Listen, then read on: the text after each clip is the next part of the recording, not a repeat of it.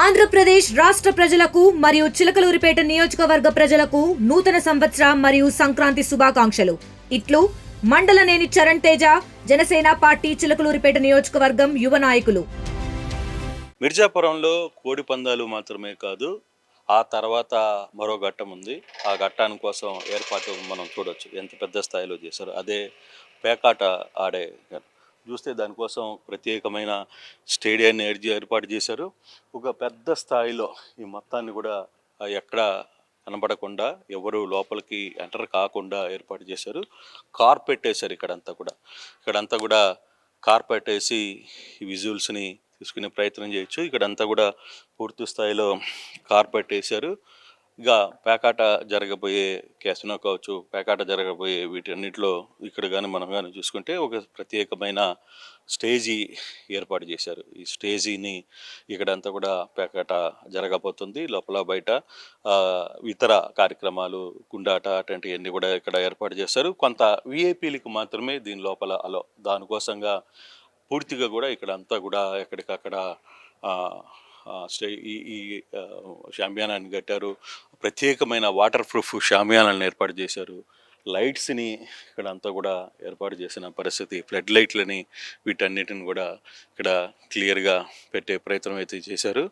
ఇక్కడ కేవలం అనుమతి ఉన్న వాళ్ళకి మాత్రమే ఈ లోపలికి వస్తారు.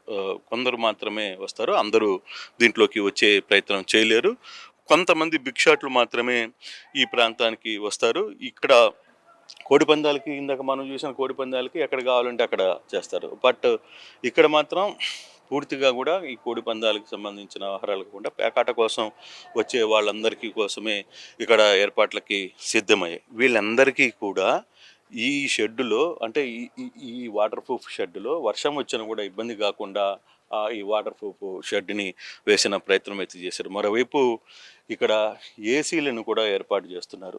ఎందుకంటే వచ్చిన పేకాట వాళ్ళు ఏసీలను కూడా ఏర్పాటు చేసే ప్రయత్నం ఎందుకు చేస్తున్నారంటే, ఇక్కడ లోపల ఇది పూర్తిగా కూడా ఈ ప్లాస్టిక్ దీంతో నిండిపోయింది కాబట్టి కొంత ఇబ్బంది రాకుండా, లోపల సఫికేషన్ రాకుండా వాళ్ళందరికీ కంప్లీట్గా కూడా చాలా ఏర్పాట్లు అయితే చేస్తున్నారు. మనం చూస్తే బయట కానీ చూస్తే ఎన్ని పేకాట క్లబ్బుల కోసం ఏసీలను కూడా తీసుకుని వస్తున్న పరిస్థితి అయితే మనం చూసాం. పెద్ద స్థాయిలో పెద్ద ఏసీలని ఇక్కడ ఏర్పాటు చేస్తున్నారు. అంటే లోపల పేకాట ఆడుతున్నప్పుడు ఈ షెడ్స్లో లోపల ఉక్క రాకుండా గాలి ఉండాలి. అందులో వచ్చే వాళ్ళందరూ పెద్ద స్థాయిలో విఐపీలు వస్తుంటారు కాబట్టి వాళ్ళ కోసం ఈ ప్రయత్నాలన్నీ చేసిన పరిస్థితి అయితే మనం చూస్తున్నాం. మనకి చాలా క్లియర్గా ఈ ఏసీలని, తర్వాత వాళ్ళ కోసం టాయిలెట్స్ని ఏర్పాటు చేశారు. ఒక ప్రత్యేకమైన టాయిలెట్స్ని ఏర్పాటు చేశారు. తర్వాత ఈ పెద్ద షెడ్స్ని ఏర్పాటు చేసిన పరిస్థితి. మరోవైపు కుర్చీలు కూడా కొన్ని వందల సంఖ్యలో కుర్చీల్ని ఇక్కడ తీసుకుని వచ్చి ఏర్పాటు చేసే ప్రయత్నం చేశారు. ఇవన్నీ కూడా మనం ఎక్కడికక్కడ కుర్చీల్ని చూసే ప్రయత్నం కూడా చేయొచ్చు. కానీ ఈ ప్రాంతంలో పేకాట ఒకటే కాదు, పేకాట, కోడిపందాలు, గుండాట వీటన్నిటికీ ఏర్పాట్లు అంగరంగ వైభవంగా జరుగుతున్నాయి. చాలా అఫీషియల్గా ఇక్కడ నిర్వాహకులు నిర్వహిస్తున్న పరిస్థితి.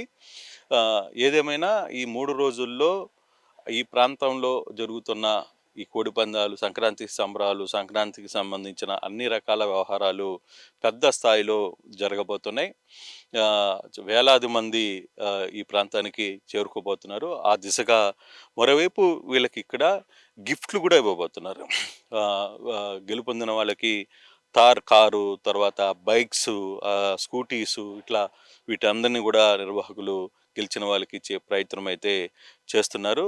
లక్కీ డిప్పు 16వ తారీఖు సాయంత్రం లక్కీ డిప్పు జరగబోతుంది. ఆ డిప్పులో కొందరికి గిఫ్ట్లు ఇస్తారు. మరోవైపు ఎవరైతే హైయెస్ట్ పందాన్ని గెలుపొందారో వాళ్ళకు తార్ లాంటి కార్లను కూడా ఇస్తామనేది నిర్వాహకులు చెప్తున్న పరిస్థితి. చరిత్ర సృష్టించినోడు